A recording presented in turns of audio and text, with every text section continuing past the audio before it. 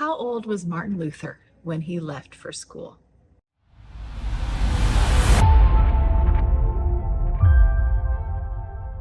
So when Martin Luther was 13 years old, his parents, who had some means but were not extraordinarily rich, had saved up so that he could go to Latin school.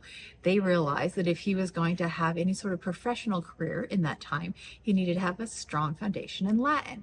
And so they said, hey, there's a really great Latin school in Eisenach, and here's the money to go.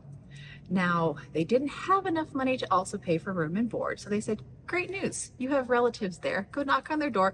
Hopefully they have like a couch or something, and you can sleep there and have some food to eat while you're going to school. Turns out that family already had too many children. They did not have room for Martin Luther, and so he had to support himself.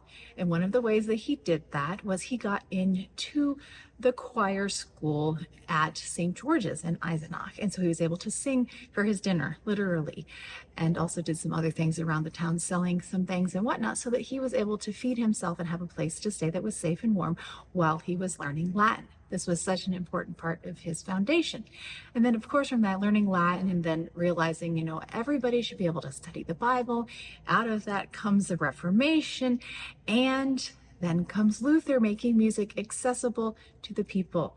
Instead of chant in Latin that not everybody could understand, he would translate things or write new hymns. And out of that is our favorite Lutheran hymn, which is sung around the world by many, many denominations, A Mighty Fortress. That hymn was taken and set by composers for years and years to come. Now, some 150 years later, in the same town of Eisenach in St. George's, there are the Bach family. Johann Sebastian Bach was actually baptized in the church where Martin Luther was a choir boy. Isn't that a cool connection? And Bach's cousin was organist there, his older cousin. His father was in charge of the town musicians, and the Bach family was a musical family. We often think so much about Johann Sebastian Bach, but if you look at his family tree, he actually put together a collection of just the men in the family who were musicians. This was the same as if your father was a shoemaker and then you learned to be a shoemaker and that sort of thing. This was an art and a skill and a family profession that was passed down.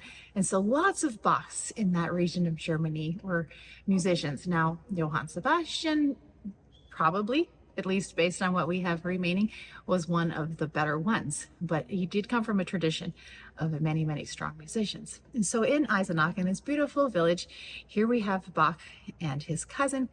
And so I wanted to play for you, as we prepare for Reformation this weekend, a setting of A Mighty Fortress by Johann Sebastian Bach's cousin, Johann Christoph Bach. And so it is maybe not as complex as we might think of when we think, oh, Bach, and so whatever. No, Christoph was a church musician. He had to play music. Maybe he wasn't, probably had a family and other things too. So his compositions are not as complex as we think of when we think about Johann Sebastian, but still an important part of the organ repertoire. So I'm going to read you a verse of A Mighty Fortress so you can be thinking about the words as I play this little piece based on A Mighty Fortress. Verse 2. Did we in our own strength confide, our striving would be losing. Were not the right man on our side, the man of God's own choosing. You ask who that may be?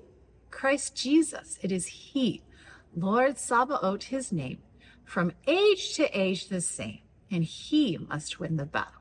So we're here in a sermon series at Victory, talking about generosity that lasts and moving forward together, trying to have a future and provide those around us with the same foundation that we're drawing on as we reflect back on the Reformation some 500 years ago. We have this firm foundation, this belief that God is going to be the one who fights for us and is there for us. So beautiful hope, beautiful traditions. And as part of that, don't forget to wear red this weekend. I hope to see you in worship. It's going to be a wonderful time together. Happy Reformation, and I hope you enjoy this setting by Johann Christoph Bach.